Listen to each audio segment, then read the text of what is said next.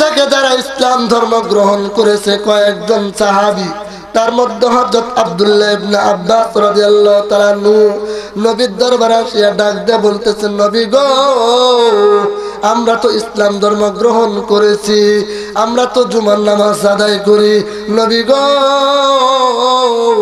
5 ওয়াক্ত নামাজ আমরা পড়ি, রমজানের রোজা আমরা রাখি, ও নবী গো, আল্লাহর বিধান আমাদের উপরে যা আছে তাই আমরা মেনে নেই। ইয়া রাসূলুল্লাহ, ইয়া হাবিবাল্লাহ, জুমার পরের দিন শনিবারটা আমরা এরকম করে উৎসবের দিন হিসেবে পালন করতে চাই, আর এরকম করে রাত্রের বেলা আমরা এরকম করে খ্রিস্ট ধর্মের আমরা রাতটা আমল করতে চাই, নবী গো। তবে শুক্রবারের নামাজ আমরা বাদ দিব না, জুমার নামাজ আমরা বাদ দিব না, 5 ওয়াক্ত নামাজ আমরা বাদ দিব না। ইয়া রাসূলুল্লাহ, সব কিছু ঠিকঠাক মতো করব, কিন্তু অতিরিক্ত খ্রিস্ট ধর্মের কিছু আমরা আমল করতে চাই। আমার নবী ডাক দিয়ে বলল, ইয়া আইয়ুহাল্লাযীনা আমানু দুখুলু ফিস-সিলমি কাফা। এমত অবস্থায় আয়াত নাযিল হলো সূরা বাকারা 208 নম্বর। জোরে বলেন সুবহানাল্লাহ, আরো জোরে বলে সুবহানাল্লাহ। আমার ভাইরা, আল্লাহর নবী আয়াতে কারিমা শুনিয়ে দিলেন, ইয়া আইয়ুহাল্লাযীনা আমানু দুখুলু ফিস-সিলমি কাফা। ওহে যারা ঈমানদার, আমার প্রতি যারা ঈমান এনেছো, আমার প্রতি যারা বিশ্বাস রাখো, আমাকে যারা এক আল্লাহ বলে স্বীকার করো, উদখুলু ফিস-সিলমি কাফা, তোমরা পরিপূর্ণভাবে ইসলামের মধ্যে দাখিল হও। জোরে কোন সুবহানাল্লাহ। অর্ধেক নাকি পরিপূর্ণ?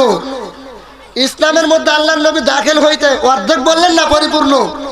আচ্ছা বলেন তো দেখি, আমাদের যখন ক্ষুধা লাগে আমরা পরিপূর্ণ খাই নাকি অর্ধেক খাই?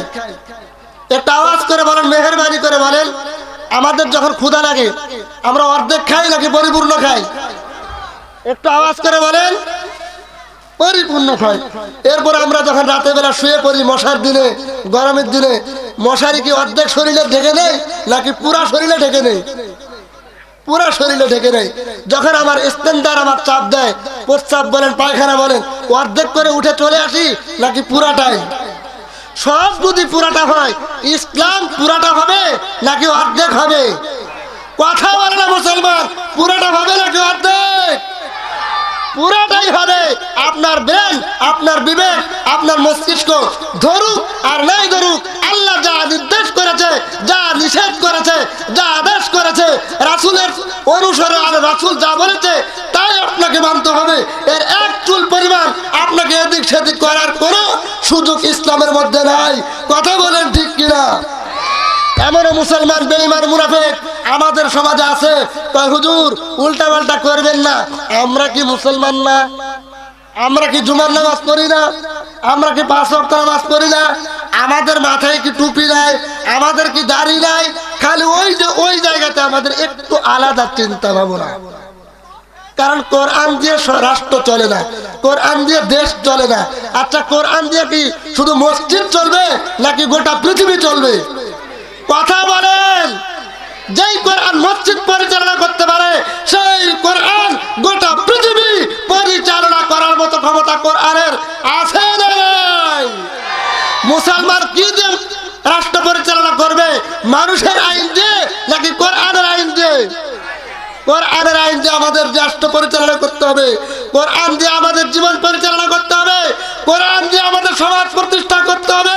কোরআনের বাইরে কোন মত আমাদের পোষণ করার কোন মুমিনের, কোন মুসলমানের সুযোগ নাই। কথা বলেন ঠিক কিনা? কথা বলেন ঠিক কিনা? আমার প্রিয় বন্ধুগণ, আল্লাহ তাআলা বলতেছেন, ইয়া আইয়ুহাল্লাযীনা আমানু, হে ঈমানদারেরা, উদখুলু ফিস-সিলমি কাফা, তোমরা পরিপূর্ণভাবে ইসলামের মধ্যে দাখিল হও।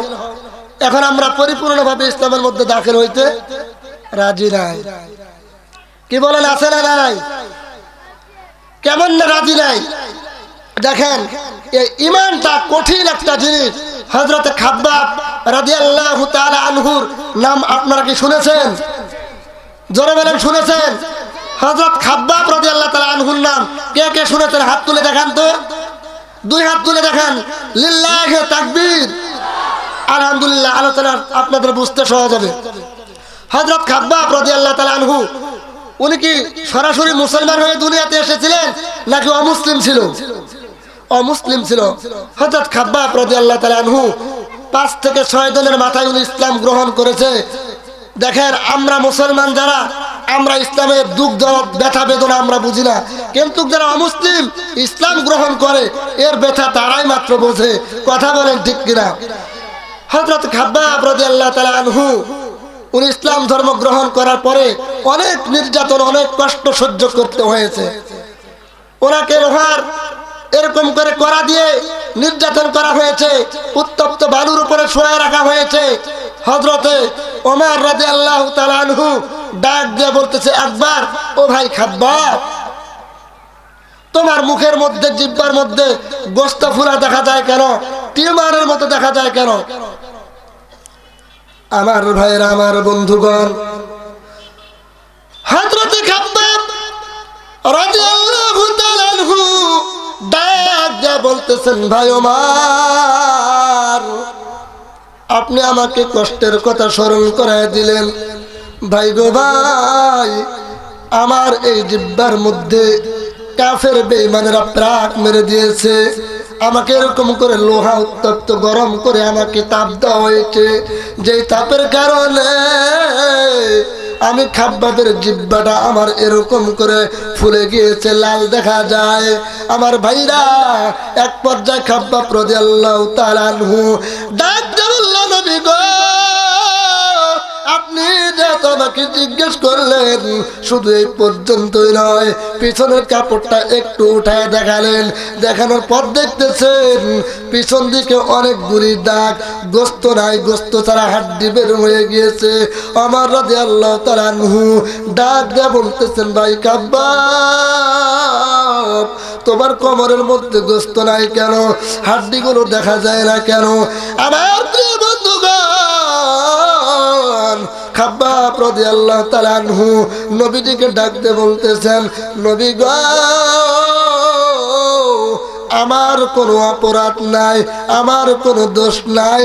আমার অপরাধ একটাই, আমার দোষ একটাই, আমি কোরআনের উপরে ঈমান এনেছি, এক আল্লাহর উপরে ঈমান এনেছি, যার কারণে কাফের বেঈমান আমাকে এরকম করে শাস্তি দিয়েছে। জোরে কর নাউজুবিল্লাহ, আরো জোরে জোরে কর না নাউজুবিল্লাহ। তাহলে ঈমানের পথ কি খুব সহজ নাকি কঠিন? কি বলেন, সহজ না কঠিন? ঈমানের পথ অনেক কঠিন। ঈমান ঈমান করো মানুষ, ঈমান তো এত সোজা নয়। সহজ কি? ঈমানের পথ অনেক কঠিন পথ। আমার প্রিয় বন্ধুগণ, আল্লাহ তাআলা বলতেছেন, ইয়া আইয়ুহাল্লাযীনা আমানু। এই ঈমানের অনেক ব্যাখ্যা, অনেক বিশ্লেষণ, যেহেতু আমি একটা আয়াত নিয়ে কথা বলার চেষ্টা করতেছি। আল্লাহ তাআলা বলেন, উদখুলু ফিস-সিলমি কাফা, তোমরা পরিপূর্ণভাবে ইসলামের মধ্যে দাখিল হও।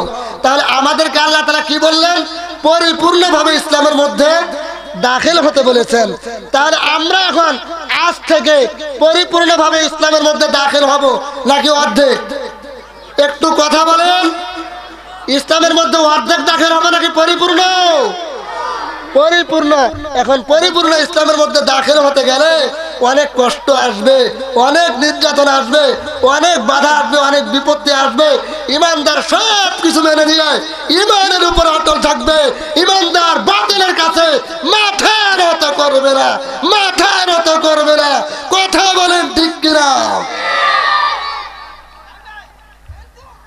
তাহলে ইমান আমি আল্লাহ। এখন নবী সাল্লাল্লাহু আলাইহি সাল্লাম বলেন যে ঈমান আনার পরে ইসলামের স্তম্ভ কয়টা? জোরে বলেন কয়টা? 5টা। 1 নাম্বার কি বলেন?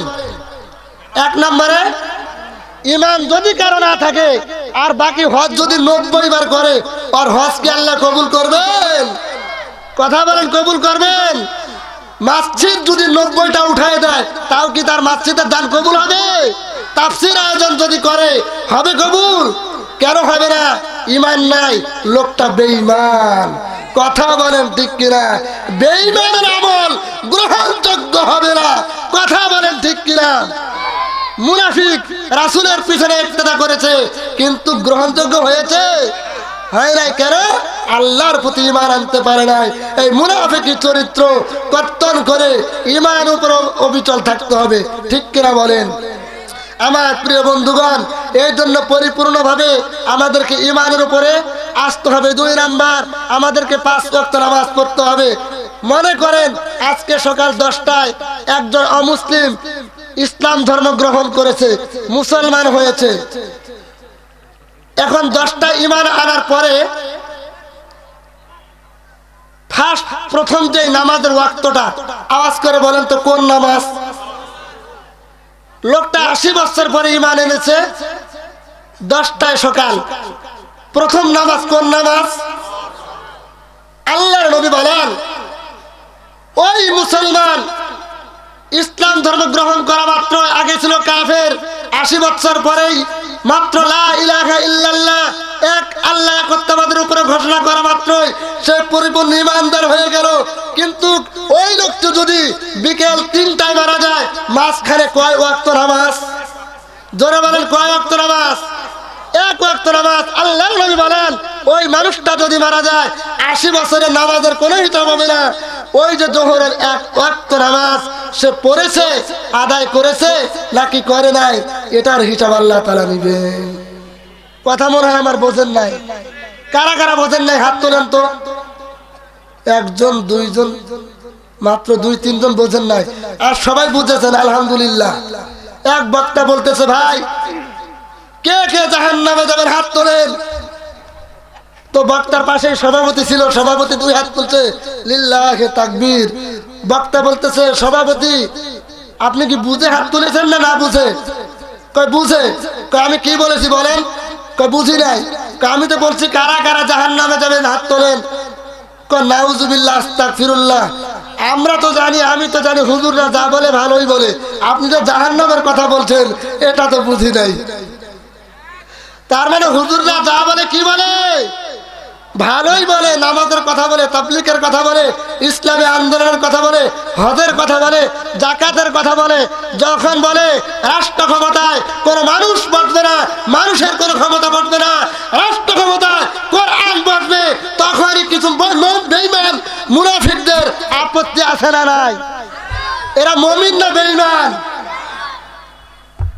কথা কি বোঝা যায়? কিছু আজ হবে প্যান্ডেলে, কিছু হবে অ্যাঙ্গেলে, কিছু হবে প্যান্ডেলে, কিছু হবে অ্যাঙ্গেলে, সব বলা যাবে না। দাদা খবর খুব খারাপ। এক বক্তা বলেছে স্থানীয় ভাষায়, কয় হুজুর ওয়াজ করাই যায় না, কয় কথা বলাই যায় না। কথা বলা যায় না কেন? বাকিটার বলে না। বোঝেন তো, বক্তা কথা বলতে চায় কিন্তু বক্তার মধ্যে মুখের মধ্যে প্রাক লাগিয়ে দিয়েছে কিছু কিরামানার কাতিবিন। আছে না নাই? জবাব দিতে হবে কিয়ামতের ময়দানে। একজন আলোচক যখন সামনে বসবে আল্লাহর কোরআন নিয়ে, আল্লাহর কোরআন যা বলেছে আলোচককে ওই দায়ীকে তাই বলতে হবে। একটি বাক্য, একটি কথাকেও মিথ্যা করা যাবে না, একটি কথাকেও এড়িয়ে চলার কোন সুযোগ একজন দায়ীর নাই। কথা বলেন ঠিক কিনা? একজন দায়ী হিসেবে কোরআনে যা আছে তাই হুবহু বলতে হবে। আমার প্রিয় বন্ধুগণ, এই জন্য ঈমানের পরেই 5 ওয়াক্ত নামাজ আমরা পড়তে রাজি আছি তো ইনশাআল্লাহ। অনেক লোক বলে হুজুর ওয়াজ তো অনেক হইলো কিন্তু নামাজের কথাই নাই। কথা আমার মনে হয় 100% সত্য বলেছে। অনেক ওয়াজ হয়েছে কিন্তু ওয়াজ বাড়িতে নিয়ে যাওয়ার মতো কিছুই পায় নাই। আছে না নাই? তাকবীর দিতে দিতে 2 হাত 2 পা তুলে শেষ করে দেয় কিন্তু বাড়িতে গিয়ে ফজরের নামাজ নাই। এমন মুসল্লি কম না বেশি? ওই ওয়াজ শুনে 4 আনা দাম নাই। কথা বলেন ঠিক কিনা?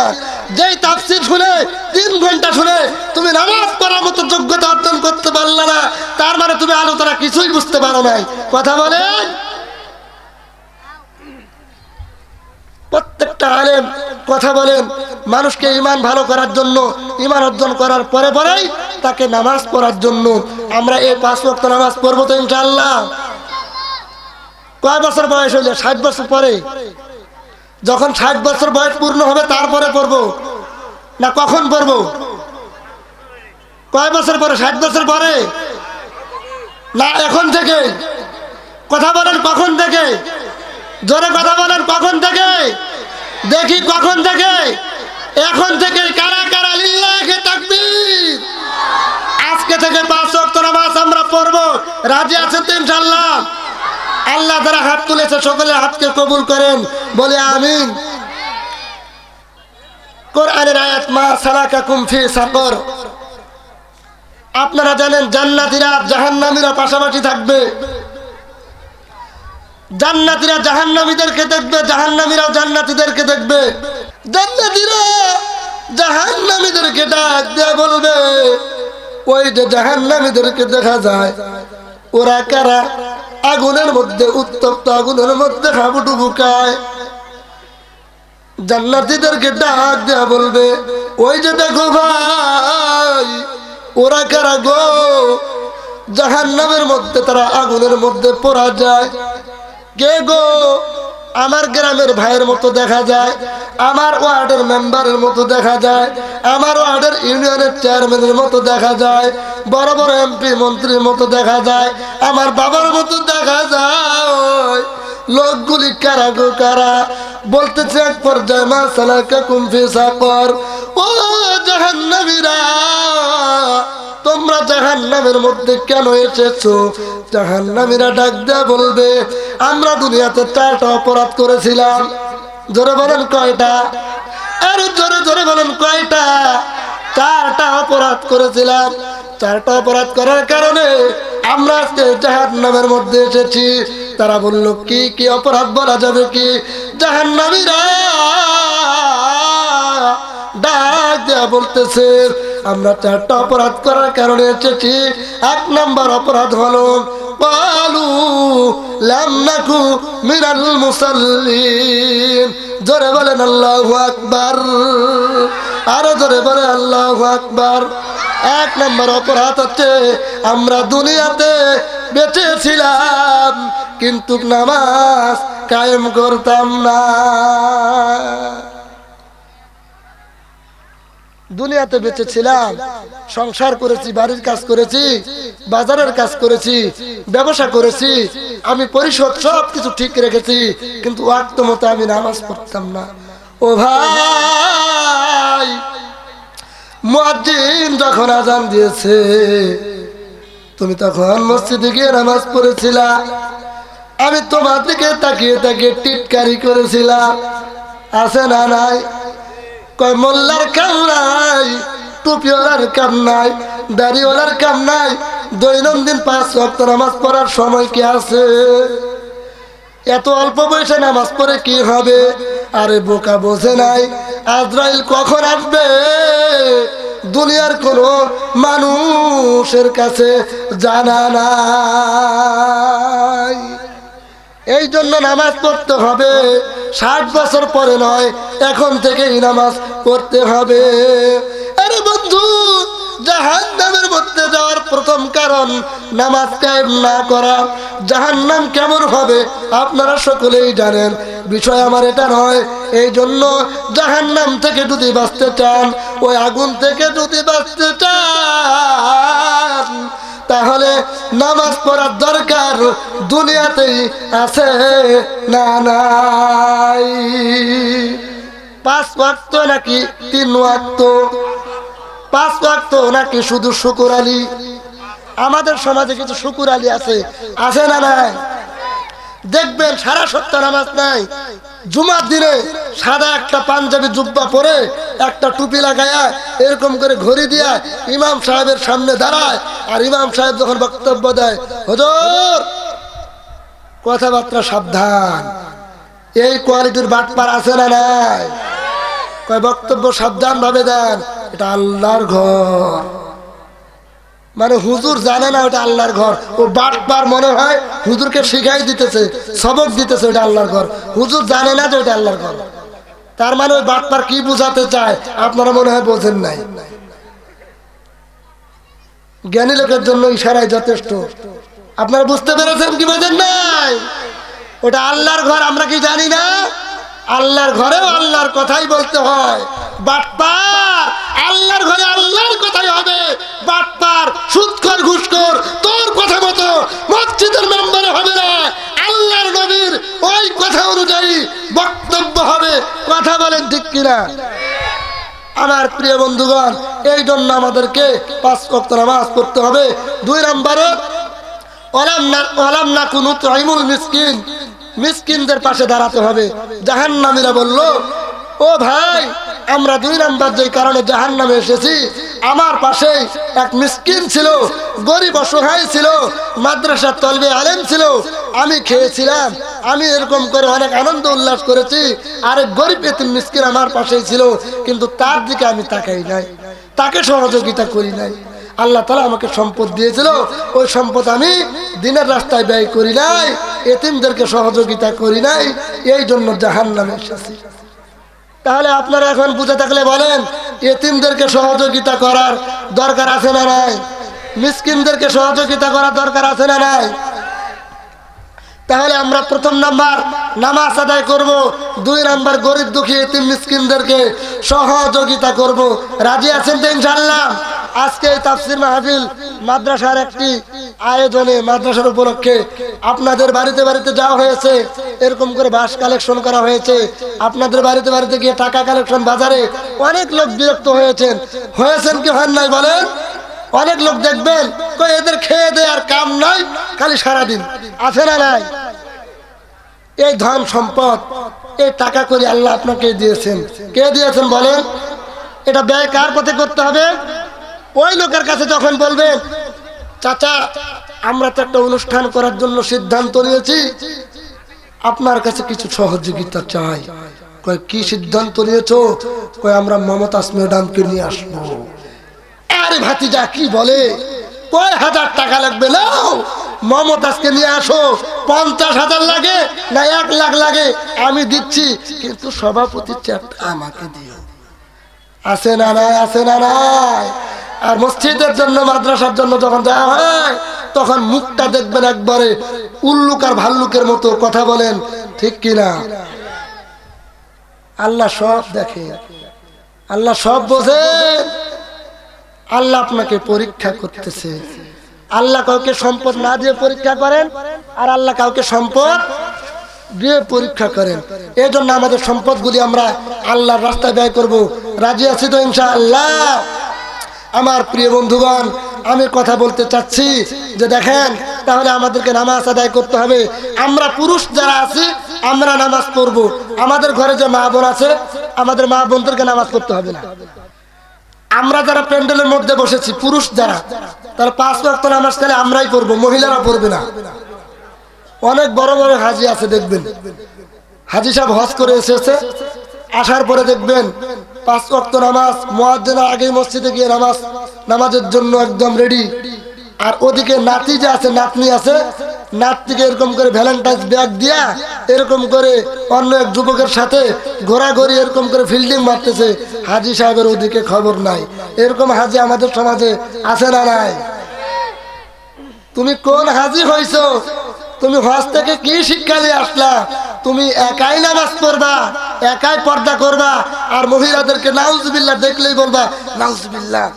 বাম দিকে দেখে মহিলা আস্তাগফিরুল্লাহ, আবার ডানে দিকে মহিলা নাউজুবিল্লাহ। এই নাউজুবিল্লাহ আর আস্তাগফিরুল্লাহ হাজী সাহেব বলতে বলতে কবরে চলে গেল। আর ওদিকে ওর নাতি অন্য যুবকদেরকে নিয়ে ওরকম করে রমনা পার্কের গাছের গোড়ায় গোড়ায় ফিল্ডিং দেয়। আছে না নাই? আছে না নাই বলেন? আপনার মেয়েকে নিয়ে, আপনার নাতিকে নিয়ে, ওই যে আব্দুল করিমের ছেলে এরকম করে রহিমা বেগমের মেয়েকে নিয়ে স্বপ্নপুরীর মেলায় যায়, স্বপ্নপুরীতে যায়। ওখানে যায় কি করে আপনারা খবর আছে? ও চাচা, খবর আছে আপনার? চাচার কি খবর আছে? যারা ভাই আছেন, আপনাদের যাদের মেয়ে আছে, চাচা যারা আছেন, আপনাদের যাদের মেয়ে আছে, মুরব্বী যারা আছেন, দাদারা নানারা, আপনাদের যাদের নাতি আছে, সাবধান! আমার নাতিকে, আমার মেয়েকে, আমার ভাতিজিকে ঘর থেকে বের হতে দেব না। ততক্ষণ যতক্ষণ না পর্যন্ত আমি এটার তদারকি না করতে পারবো। একজন আলেম বলেছেন, একজন ছেলে আর একজন মেয়েকে এক ঘরে রেখে দিয়েছে 10 মিনিটের জন্য, একটা রুমের ভিতরে এক যুবক আর এক যুবতীকে রেখে দিয়েছে। এরপরে একটা বাঘ আর একটা বকরিকে রেখে দিয়েছে। লোকটি বলেন যে বাঘ বকরির উপরে চড়াও হয় নাই, এটা বিশ্বাস করা যায়। বাঘ বকরির উপরে কি হয় নাই? চড়াও হয় নাই, আক্রমণ করে নাই, এটা বিশ্বাস করা যায়। কিন্তু কেউ যদি বলে একজন যুবক আর একজন যুবতী ঘরের মধ্যে ছিল, ওখানে কেউ নাই, যুবক যুবতীর উপরে চড়াও হয় না, আক্রমণ করে নাই, এই বাটপারি কথা বিশ্বাস করা যায় না। আছে না নাই? আপনার মেয়েকে দিয়ে আপনার জামাইকে দিয়ে পাঠাই দিলেন, কোথায় চলে গেল? আপনার মেয়েকে দিয়ে এরকম করে আরেকজন বন্ধুর সাথে পাঠাই দিলেন, কোথায় গেল? এই খোঁজ খবর নাই। আছে না নাই? দেখবেন এরকম করে আসছে, আসার পরে মেয়ে বাবাকে বলতেছে, মাকে বলতেছে, আম্মু আমার এক বন্ধু আসবে আজকে। কে আসবে বলেন?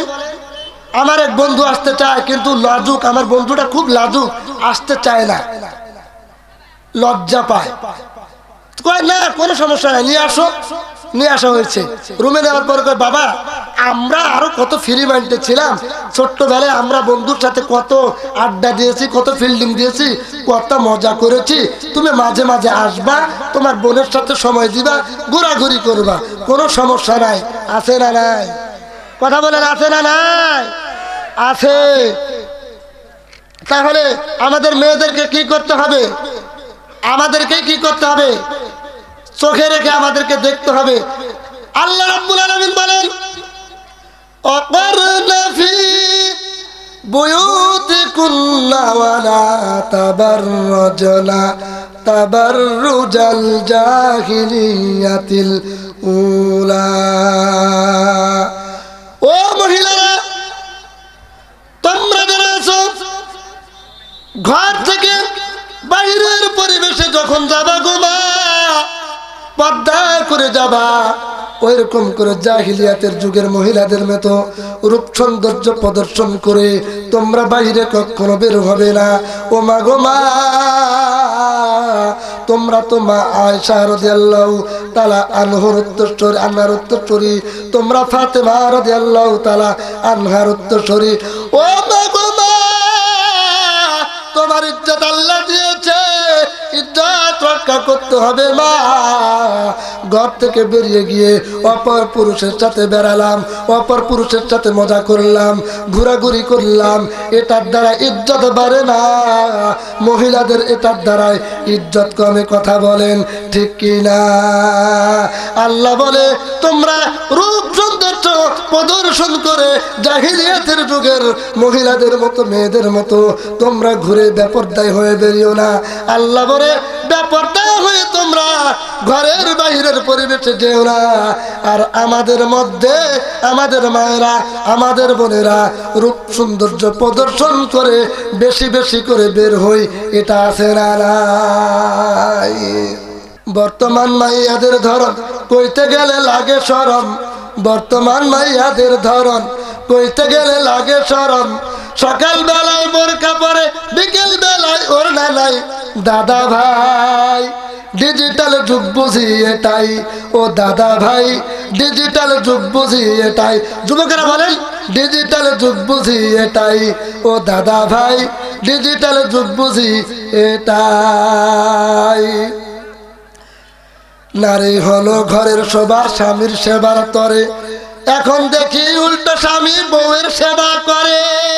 আছে না নাই? এই কথা বলেন, আছে না নাই? নারী হলো ঘরের সেবা, স্বামীর সেবার তরে। এখন দেখি উল্টো স্বামী বউয়ের সেবা করে। আবার কেস করিলে যাবজ্জীবন বাঁচার উপর নাই। দাদা ভাই, ডিজিটাল যুগ বুঝি এটাই। ও দাদা ভাই, ডিজিটাল যুগ বুঝি এটাই। দাদা ভাই, ডিজিটাল যুগ বুঝি এটাই। মহিলারা বেকায় যায়, যদি যায়, পুরুষদের বেকায়দা আছে না নাই? এই জন্য মহিলাদেরকে কি করতে হবে? ঘরের পর্দায় রাখতে হবে। আমার প্রিয় বন্ধুগণ, আমাদের সকলকে ইমানের পথে থাকতে হবে। আমাদেরকে 5 ওয়াক্ত নামাজ পড়তে হবে, মরণের কথা স্মরণ করতে হবে। আমরা দুনিয়াতে যারা এসেছি চিরকাল এই দুনিয়াতে কেউ বেঁচে থাকবো না। থাকবো কি বলেন? আমরা কেউ এই দুনিয়াতে চিরকাল বেঁচে থাকবো না। আমরা যখন অন্ধকার কবরে যাব আমাদের কোনো কিছুর পরিচয় নেওয়া হবে না, ঈমান আর আমলের পরিচয় শুধু আল্লাহ তাআলা নেবেন। কথা বলেন ঠিক কিনা? আরো জোরে বলেন কথা ঠিক কিনা? আমরা দুনিয়াতে আসলাম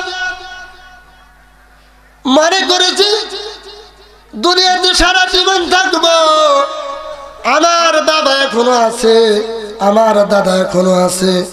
ভাইজান আমিও অনেকদিন দুনিয়াতে থাকবো, কিন্তু এই কথা আপনাকে ধারণা করা কখনোই যাবে না। এ বন্ধু,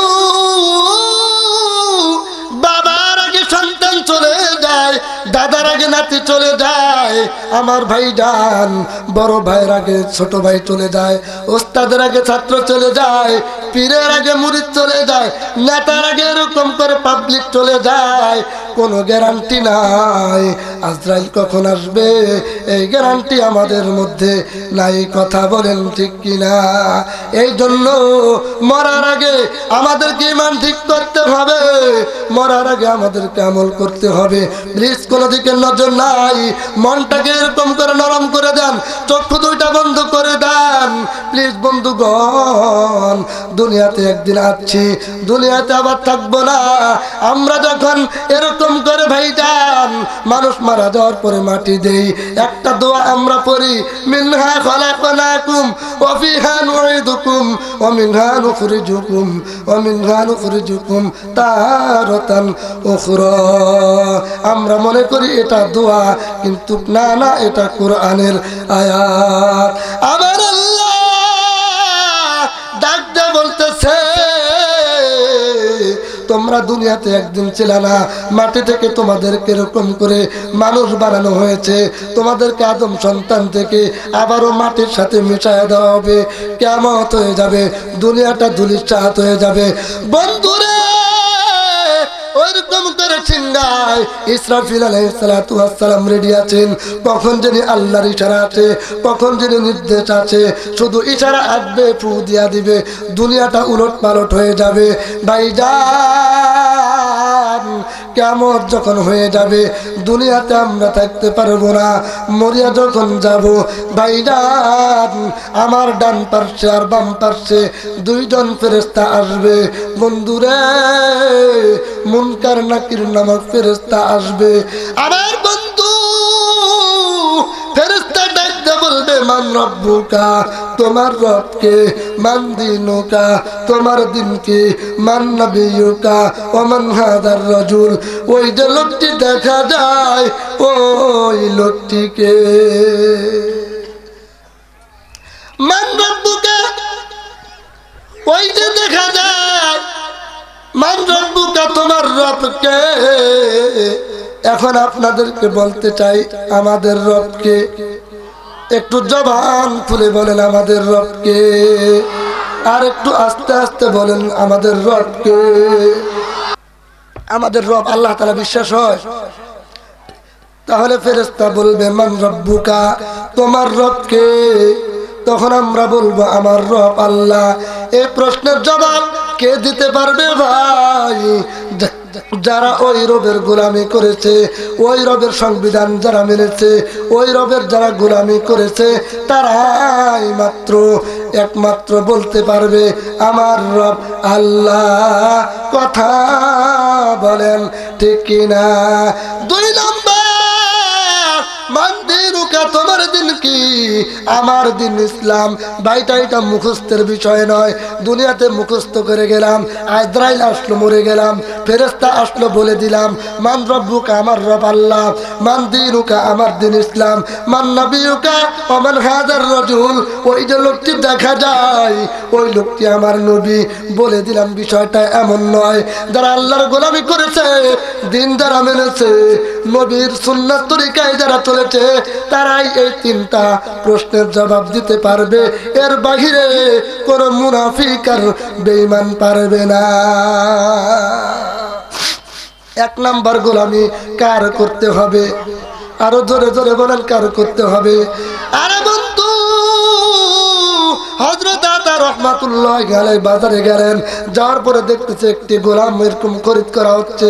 ভাইজান আতা রাহমাতুল্লাহি আলাইহি একজন এরকম করে গোলামকে খরিদ করে বাড়িতে নিয়ে আসলো। আসার পর ভাইজান সময় যেহেতু সংক্ষিপ্ত, প্রধান বক্তা আসতেছে, উনি আসার আগ মুহূর্ত পর্যন্ত যতক্ষণ আলোচনা করা যায়। আপনারা কি বিরক্ত হচ্ছেন?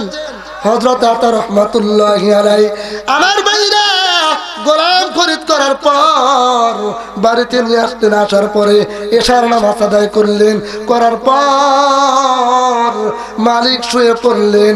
অপরদিকে ভাইজান গোলামটা দেখলেন রাতের বেলায় গোলামটা ঘুমায় না যাইয়া বিছানায় শুইয়া না পড়িয়া কেমন জানি যায়। কথা বলেন ঠিক কিনা?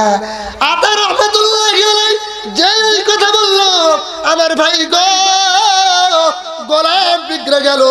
গোলাম রাগ হয়ে বলল, ভাইজান আপনি আমাকে কি বলতেছেন? আমি যা দোয়া করেছি, আমি যা মুনাজাত করেছি, সঠিক দোয়া করেছি, সঠিক মুনাজাত করেছি। আমাকে যদি আল্লাহ ভালো না বাসতেন তাহলে তোমার মতো মালিককে বিছানায় শোয়ায় রাখা আমার মতো গোলামকে এরকম করে তাহাজ্জুদের যায় নামাজের সিজদায় দাঁড়িয়ে দিতে পারে না। কথা বলেন ঠিক কিনা? কথা বলেন ঠিক কিনা? মালিক নামাজ পড়ে না, কর্মচারী নামাজ পড়ে, আছে না নাই? বাবা নামাজ পড়ে না, সন্তান নামাজ পড়ে, আছে না নাই? ওস্তাদ ইসলাম মানে না, ছাত্র ইসলাম মানে, আছে না নাই? আমার প্রিয় বন্ধুগণ, এক রাজা মন্ত্রী পরিষদের লোকদেরকে ডাক দেয়া বলল, তোমরা আমার কাছে আজকে তোমরা আমার কাছে যে যা চাইবা সকলেরই আরজি, সকলের দরখাস্ত মঞ্জুর করব। এক পর্যায়ে সকল মন্ত্রী পরিষদের লোকেরা দাঁড়িয়ে গেল। এক মন্ত্রী পরিষদের সদস্য বলল, ও স্যার, ও রাজা মশাই, ওই যে দেখা যায় ওই যে জমিতে 100 বিঘা এক মাপে জমি আছে, ওই জমিটা আমার নামে দিয়ে দেয়। রাজা বলল, আচ্ছা সিগনেচার দিয়ে দিল, যা নিয়ে নে। আরেকজন বলল, আমি এতগুলো স্বর্ণ চাই, বলল যা দিয়ে দিলাম। আরেকজন বলল, ওই যে পাহাড়টা চাই, যা দিয়ে দিলাম। আরেকজন বলল, ওই যে বড় পুকুরটা চাই, যা দিয়ে দিলাম। আমার বন্ধুরে একজন গোলাম পিছনে বসে মাথা নিচু করে চোখের পানি ছেড়ে দিয়ে কান্না করে। মালিক ডাক দিয়ে বলল, গোলাম তুমি কেন মাথা নিচু করে কান্না করো? মাথা উঠাও, তোমার কি দরখাস্ত, তোমার কি চাওয়া পাওয়া তুমি আমার কাছে বলো, আমি সব দরখাস্ত মঞ্জুর করব। গোলাম ডাক দিয়ে বলল, মালিক আপনার মন্ত্রী পরিষদের লোকেরা জমি চেয়েছে, টাকা চেয়েছে, বাড়ি চেয়েছে, গাড়ি চেয়েছে, নারী চেয়েছে, সবকিছু চেয়েছে, দিয়েছেন, কিন্তু আমি গোলাম, আমি একজন, আমি এমন একটা জিনিস চাইব, আপনি মালিক ওই জিনিসটা দিতে পারবেন না। মালিক বলল, আমি ওয়াদা যেহেতু করেছি, আমি যেহেতু ওয়াদা করেছি, তুমি যা চাইবা আমি মালিক তাই দিয়া দিব। এই গোলাম, আমি যেহেতু ওয়াদা করেছি, যে যা চাইবে আমি তাই দিয়ে দিব। সবাই চেয়েছে, দিয়েছি, দেখেছো তো? হ্যাঁ, তুমি চাও আমিও দিয়ে দিব। কিন্তু রাজা সাহেব আমার বিশ্বাস হয় না। বিশ্বাস করার জন্য তুমি প্রশ্নটা করে ফেলো। আমি বাড়ি গাড়ি চাই না, আমি নারী চাই না, আমি টাকা পয়সা চাই না, আমি গোলাম, আমি আপনি মালিক রাজাকেই চাই। জোরে কোন সুবহানাল্লাহ। আরেকটা আসতে বলেন সুবহানাল্লাহ। মুখটা খোলেন সুবহানাল্লাহ। গোলাম কাকে চায়? জোরে বলেন, গোলাম কাকে চায়? বাড়ি গাড়ি নারী চায় নাকি মালিককে চায়? ও হতভাগারা, তোমরা কি চাও? এই মুমিনেরা, এই মুসলমানেরা, এই দিনী ভাইরা আমার, দুনিয়াতে এসে অনেক কিছু চাইলাম কিন্তু মালিককে কোনোদিন চাইলাম না, আছে না নাই? দুনিয়ার সব কিছু পাইলাম, মালিককে পাইলাম না। ওই পাওয়ার কোনো দাম আছে? যে মালিককে পেয়ে গেল সে সব পেয়ে গেল। সুবহানাল্লাহ বলেন। এই জন্য আমরা মালিককে চাই। কাকে চাই বলেন? মালিককে চাই। মালিককে পেতে হলে গোলামি করতে হবে একমাত্র কার? আল্লাহর গোলামি করতে হবে। রাজি আছেন তো ইনশাআল্লাহ? আল্লাহ তাআলা আমাদের সকলকে কবুল করেন, বলি আমিন। আমি বলতেছিলাম যখন মরে যাব ফেরেশতা আসবে, বলবে মান রব্বুকা মান দীনুকা মান নবিয়ুকা। প্রশ্নের জবাব কে দিতে পারবে? যারা রবের গোলামি করেছে, যারা দিন মেনেছে, যারা রাসূলের তরিকায় চলেছে, তারাই কি করবে? এই জবাব দিতে পারবে। এর বাইরে যারা আছে এরা জবাব দিতে পারবে না। তাহলে আর ওই দিন যারা জবাব দিতে পারবে তাদের স্থান জান্নাত, আর যারা জবাব দিতে পারবে না ওই নালায়েকদের জন্য, ওই নাফরমানদের জন্য স্থান হচ্ছে জাহান্নাম। জোরে বলি নাউযুবিল্লাহ। ওই জাহান্নামে আমরা যাব না জান্নাতে যাব? জোরে বলেন, আমরা জান্নাতে যাব না জাহান্নামে যাব? কারা কারা আল্লাহর জান্নাতে যাব দেখি দুহাত তুলে লিল্লাহি তাকবীর। আয় আল্লাহ আমাদের সকলকে জান্নাতি হিসেবে কবুল করে নেন, বলি আমিন। আমরা সবাই জান্নাতের আশা করি, কি বলেন? এক লোক হুজুরের কাছে দোয়া চাইতে গেছে, তো হুজুর আমার জন্য দোয়া করবেন, সন্তান হয় না, যেন একটা সন্তান হয়। আচ্ছা বেটা যা, দোয়া করে দিলাম, যা 1 বছর পরে সন্তান হবে। 1 বছর পেরিয়ে গেছে, সন্তান নাই। আবারও হুজুরের কাছে আসছে, হুজুরের কি দোয়া, মৌলবীর দোয়ার অ্যাকশন নাই। রেগে গিয়ে বলতেছে হুজুর কি দোয়া করলেন, আমি এখনো তো বাচ্চা পেলাম না। হুজুর বলতেছে আমার দোয়া তো কবুল হওয়ার কথা, বেটা বিবাহ করেছো? না করি নাই। বিবাহ না করে বাচ্চা চাওয়া যেমন বোকামি, মূর্খতা, ঠিক আল্লাহর গোলামি না করে আল্লাহর জান্নাত চাওয়াটাও মূর্খতা আর বোকামি। কথা না বুঝে থাকলে বলেন ঠিক কিনা? এই জন্য আল্লাহ তাআলা আমাদেরকে কি করতে হবে? গোলামি করে পরকালে যেতে হবে। এই জন্য আল্লাহর গোলামি করে, আল্লাহর গোলামি করে, আল্লাহর দাসত্ব করে আল্লাহর জান্নাতে যেতে হবে। আল্লাহর হুকুম পালন করে আল্লাহর জান্নাতে যেতে হবে। ফেরেশতা বলবে 3টা প্রশ্ন করবে, যারা জবাব দিতে পারবে তাদের জন্য ফেরেশতারা কি করবে? জান্নাত থেকে একটা সোলং করে আসবে, আনার পরে জান্নাতের বিছানা বিছায় দেবে। সুবহানাল্লাহ বলি। আমার প্রিয় বন্ধুগণ, জান্নাতি বিছানা বিছায় দেওয়া হবে মেশক আম্বরের এরকম করে বিল্ডিং, সুঘ্রাণ সুগন্ধি দিয়া জান্নাতের মধ্যে একটা বালাখানার মধ্যে আপনাকে আমাকে রেখে দিবে। একটা ঘুম দিয়ে দিব, কিয়ামত হয়ে যাবে। ফেরেশতারা ডাকবে, ভাই উঠো উঠো উঠো। আমি রেগে গিয়ে বলবো আমাকে কেন ডাকতেছেন? কয় কিয়ামত শুরু হয়ে গিয়েছে, আপনি তাড়াতাড়ি উঠেন। আল্লাহর বান্দা, আল্লাহর বান্দা, আল্লাহর গোলাম ডাক দিয়ে বলবে আমি এইমাত্র ঘুমাইলাম, কেন এত তাড়াতাড়ি আমারে ডাকলা, আমার ঘুমের ডিস্টার্ব দিলা? আমার বন্ধুগণ, এরকম করে ফেরেশতা বলবে তুমি ঘুমের মধ্যে 50,000 বছর ঘুমাইছিলা, তুমি বোঝো নাই।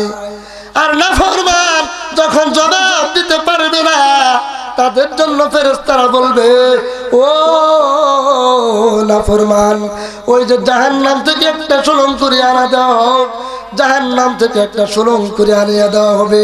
এরকম করে 99টা সাপ দেওয়া হবে। 99টা সাপ আপনাকে আমাকে দংশন করবে।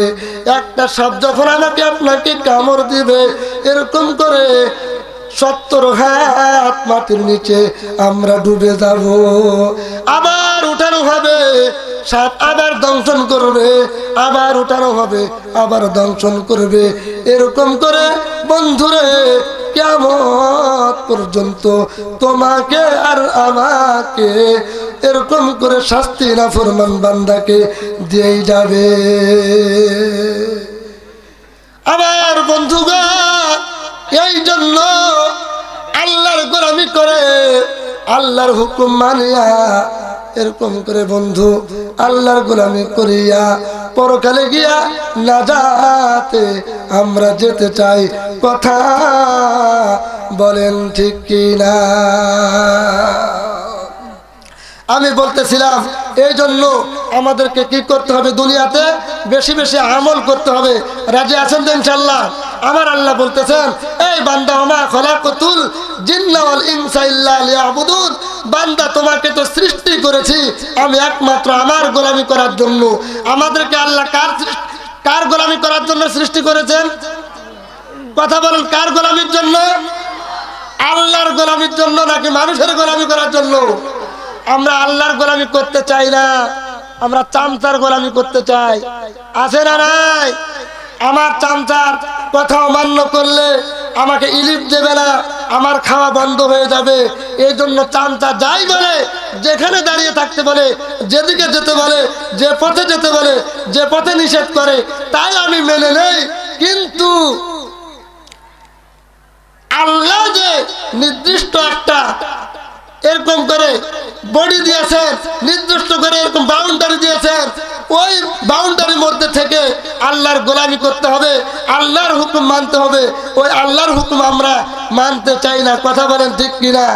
এই জন্য আল্লাহর গোলামি করতে হবে। আল্লাহর গোলামি না করে শয়তানের গোলামি যদি আমরা করি, তাহলে আমাদের স্থান কোথায় যাবে?